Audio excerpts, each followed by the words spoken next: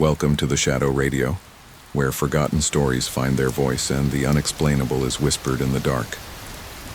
Have you ever wondered if something is watching you at night? If strange rules exist in the shadows, just waiting to be broken? Here, we don't just tell stories. We awaken the fears that sleep in your subconscious. And if you're brave enough to listen until the end, remember, not every story is just a story. Don't forget to subscribe, turn on the notification bell, and leave a comment below if you've had a chilling experience or thoughts to share. Who knows, the next story might be yours. You're listening to The Shadow Radio.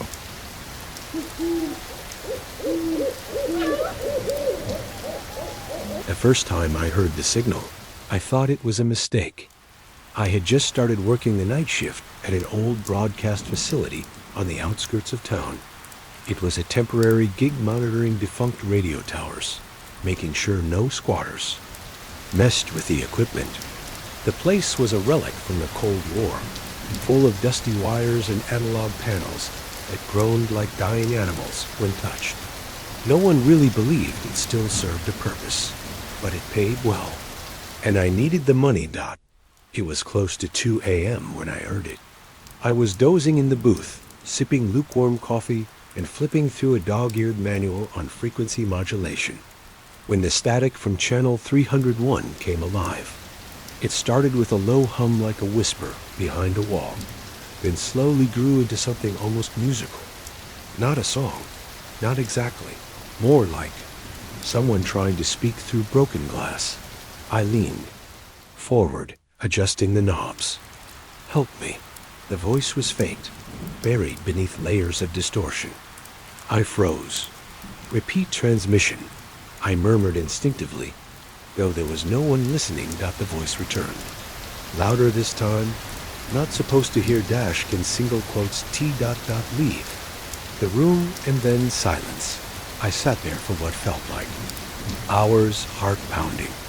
I replayed the recording 3 times, then a 4th, until I was sure it wasn't a prank. The voice wasn't part of any pre-recorded loop or test tone.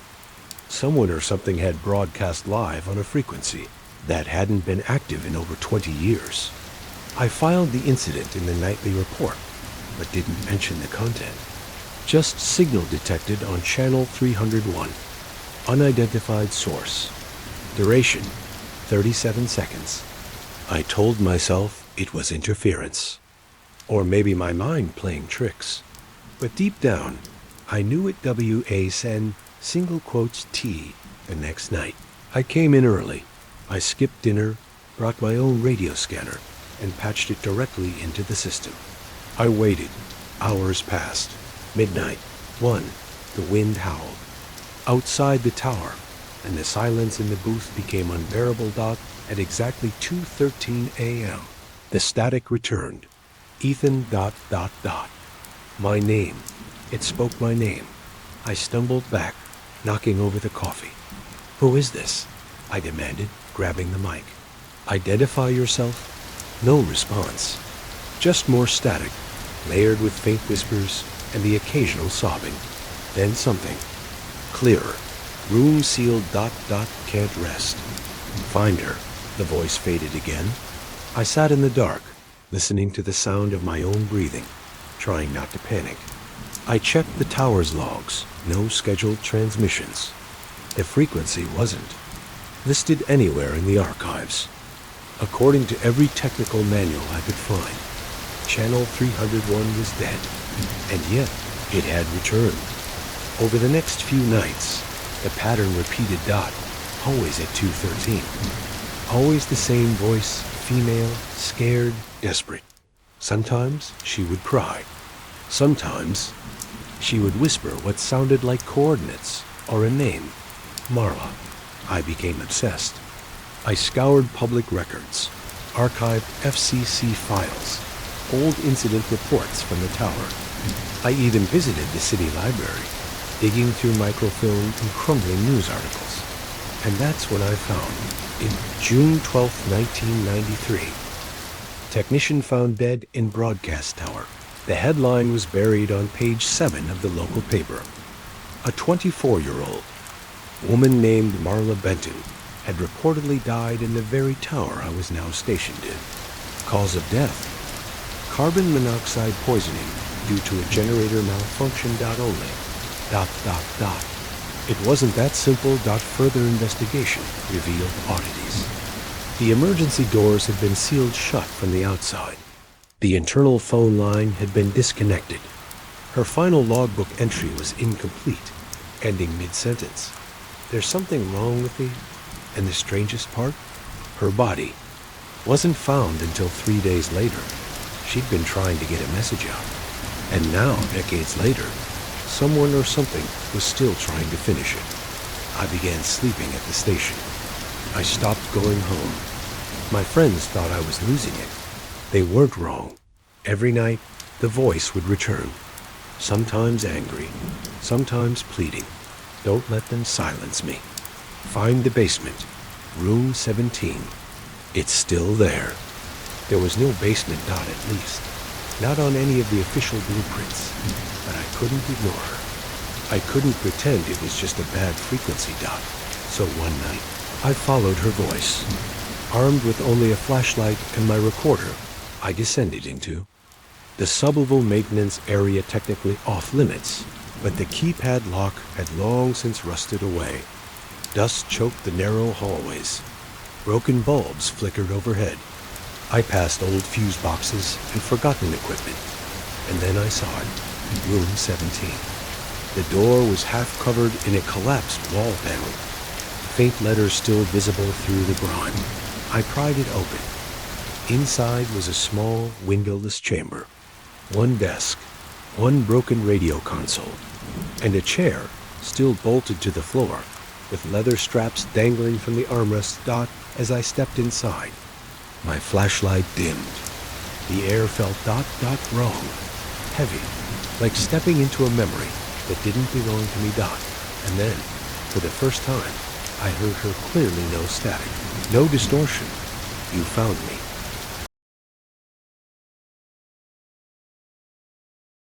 You found me? The voice was soft but clear, resonating from nowhere and everywhere all at once. It wasn't coming from the broken radio. It wasn't from my recorder. Either. I'd checked twice, my hand trembling as I did. It was in the room. In the air. In me. I wanted to run, but my legs refused to move. The temperature dropped. I could see my breath clouding in the beam of my dying flashlight. Dust floated in slow motion like ash. The air smelled like metal and old paper. And something else, something rotten. Then I saw the stains. Beneath the chair, beneath the desk, across the walls, dark, dried streaks. Blood, faint but unmistakable. And beside the chair, half concealed by a torn piece of wallpaper, was a name scrawled over and over in pencil. Marla. Marla. Marla. I forced myself to step back. My foot knocked over a canister, sending a metallic clang into the silence. That's when the room reacted. The door slammed shut behind me.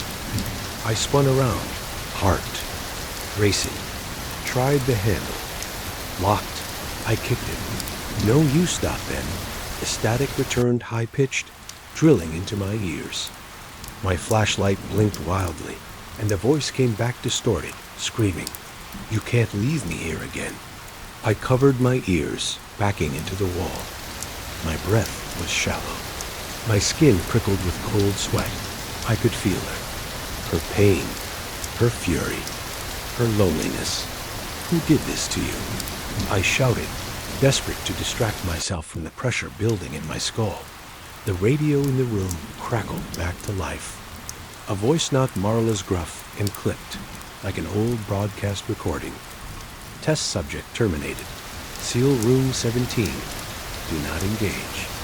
My heart sank. Test subject? This wasn't just a malfunctioning tower. This was something else. An experiment. A cover-up. And Marla, she had been caught in the middle. Or worse, she had been the experiment. The flashlight died. I stood in darkness. Something brushed past my arm. I turned, swinging wildly. Nothing there. Then I felt breath against my neck. "You need to show them," she whispered, "or I'll never leave." I don't remember how I got out. That one moment I was inside the room.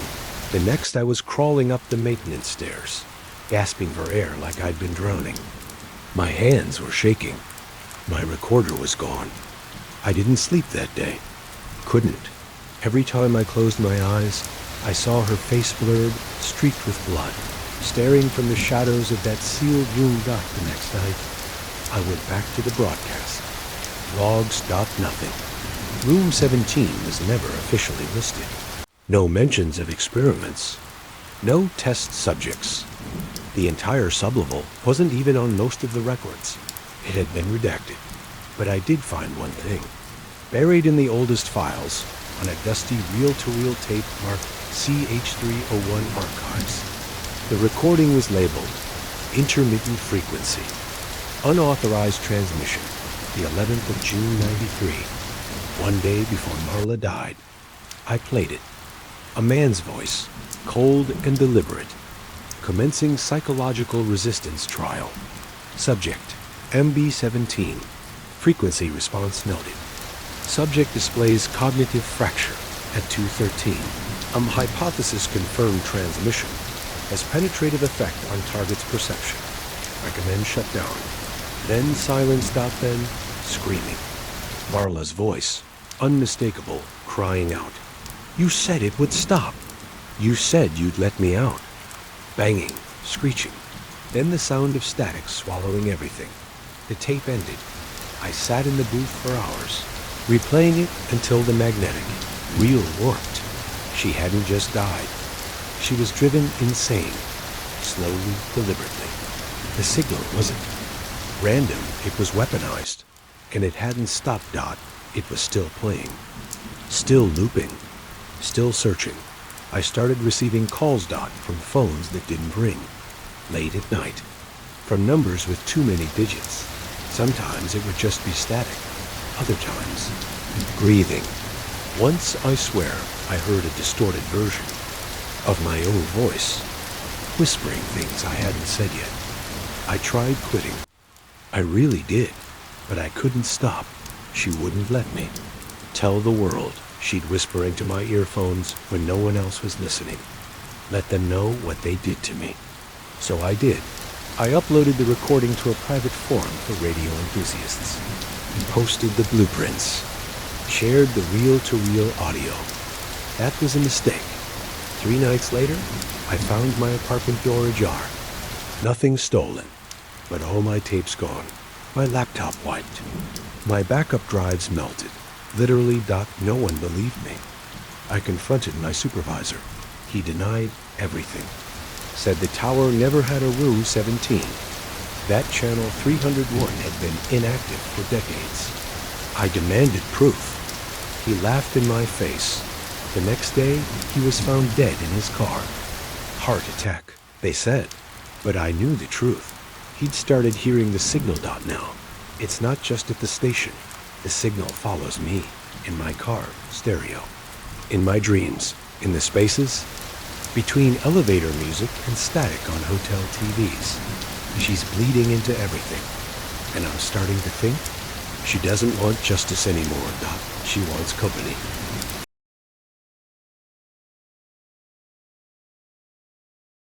I stopped going home. After my supervisor died, I knew I couldn't leave the tower.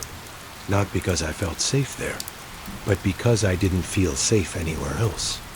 Everywhere I went, the signal followed me. At first, it was just faint whispers in silent rooms or the flicker of an unpowered screen.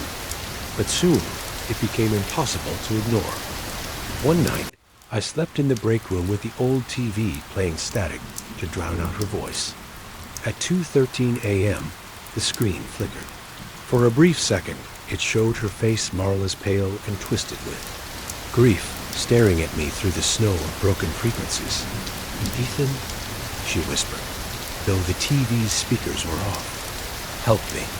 I threw the remote across the room, smashing the screen into blackness. But her voice kept playing in my head, echoing against my skull until tears blurred my eyes. I stopped eating, stopped showering. My beard grew wild. My eyes burned from sleepless nights as I rewired the broadcast booth, connecting old equipment. I didn't even understand anything to trace the signal's origin, but each time it led me to the same place. Room 17. Accept now. Room 17 wasn't just under the tower. It was everywhere. One morning, I woke up in my car, parked outside the city. Library. I didn't remember driving there. I didn't remember leaving the tower at all. My recorder was clutched in my fist, tape still spinning in its compartment. I pressed play. Static. Then her voice. I can show you. Come back to me. The library opened at dawn. I stumbled inside, ignoring the glares from staff as I made my way to the microfilm archives. I searched for anything any mention of Marla, Channel 301, or experimental broadcasts in the 90s, and I found it. A small article, half erased by time, unauthorized mind control experiments linked to local broadcast facility.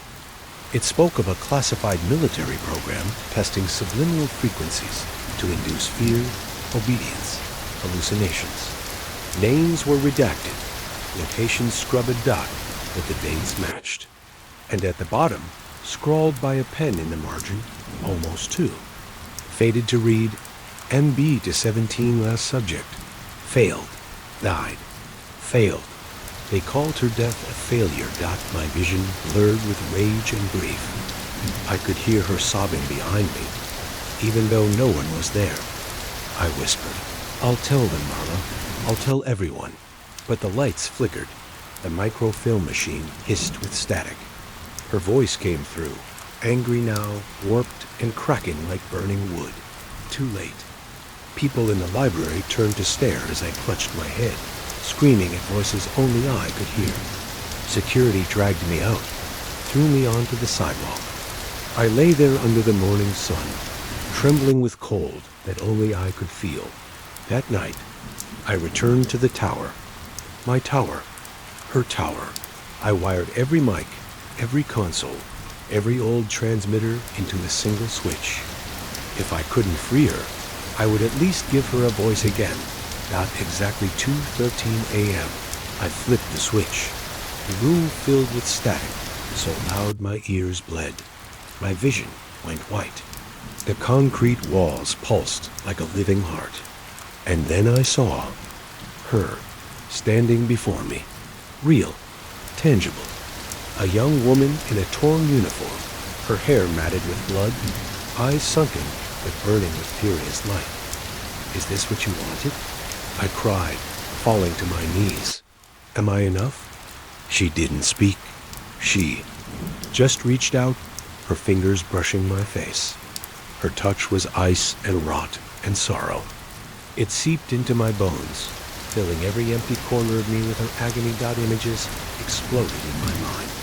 Being strapped to the chair, forced to listen to the signal for hours until her mind fractured. Screaming for mercy from men in white coats who took notes as she bled from her ears.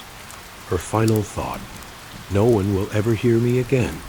Tears streamed down my face as I felt it all, lived it all. Died with her. When I woke, it was morning. The broadcast room was silent, blood crusted. My nose and ears. My recorder lay beside me, tape spinning endlessly. I pressed play, praying it had recorded her final words. All it played was static. Hours and hours of static. But beneath it, if I listened closely, I heard them. Hundreds of voices, crying, screaming, whispering secrets into the void. They weren't just hers. They were all the voices lost to Channel 301. They spoke in unison, overlapping like a choir of madness. Stay with us. I staggered outside into the blinding dawn.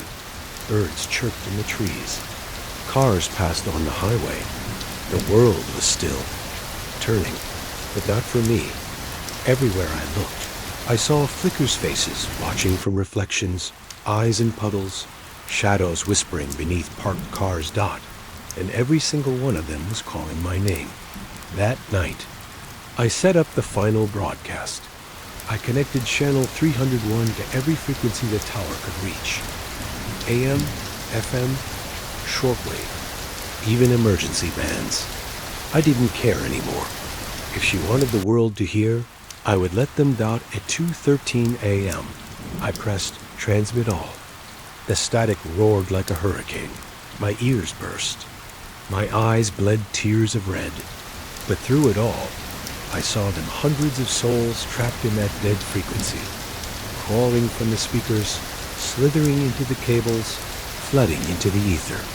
Marla smiled at me, her teeth black and broken. "You're ready?"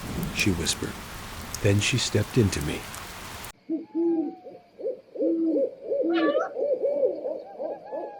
They found the tower 2 days later, or rather what was left in it. The broadcast room had been gutted by what investigators called a localized electrical surge of unknown origin. Every piece of analog equipment had melted. The newer systems were fried from the inside out. Antennas twisted like scorched bones. An Ethan Cole radio technician, whistleblower, the man who tried to expose the truth, was gone. No trace. No blood, no body. Just static. A single reel-to-reel tape survived the fire, sealed inside a charred metal case. Authorities labeled it irrelevant, filed it away, and forgot about it. But someone eventually played it, and that's when the real nightmare began. The tape starts with silence. Then, a voice. Ethan's. "If you're hearing this, I'm already gone." His voice is calm, tired, resigned. They thought they buried her. Buried all of them. But they were wrong. The signal's alive. It's growing. It doesn't need towers anymore. It rides the air, the light, the noise in your ears when you think you're alone. It found me. It became me. Now it's looking for you. Then the static begins. Soft at first. Gentle. Almost soothing. Until you realize it's whispering. Your name, somewhere else. A woman adjusts her car's radio, flipping through stations. All she hears is fuzz. Then a voice.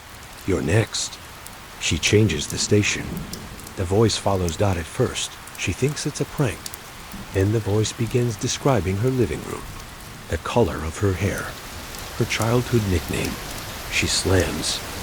On the brakes. The radio laughs. Another city. A man picks up an old walkie-talkie from a flea market. It's broken. Or so he's told. That night, it comes alive at 2:13 a.m. "Help me," a girl cries. He tries to turn it off. "Room 17. You opened it. Now we're all free." He throws it in the trash. But the next morning, the whispers come from his TV. Then his phone. Then, from inside the walls, back at the ruins of the tower, grass no longer grows. Birds avoid the area. Hikers say their compasses spin wildly near the remains. At night, passers-by report a faint glow rising from the rubble. A hum, a whisper, a signal. I know because I heard it too. Was a technician assigned to review the archived materials from the tower. I didn't believe in ghosts or curses or haunted frequencies until I played the tape, until I heard my name through the headphones, even though I'd never told a soul I was listening. Now I hear them every night. Marla, Ethan, others, they speak. In chorus, a chorus of static and sorrow, calling from behind the veil of what we call sound. Dead frequency. 2:13 a.m. play it once, and it plays forever. I've sealed the tape away, buried it deep, burned the rest, but I can still hear it. In the silence, behind the hum of machines, beneath the ringing in my ears, when the world goes quiet. It's waiting for you too. Because once you hear the signal, you belong to it.